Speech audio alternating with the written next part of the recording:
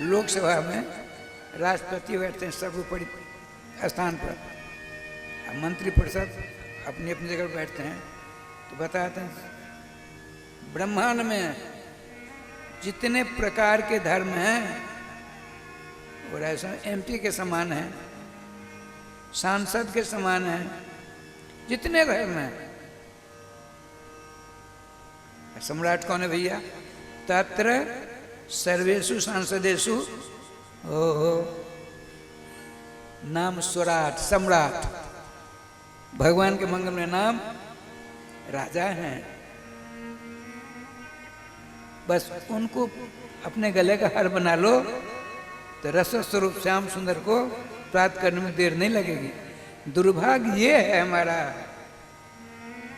नाम तो लेते हैं, उसके बदले में कुछ चाहते हैं। जब तक चाह रहेगी तब तक काम नहीं चलेगा।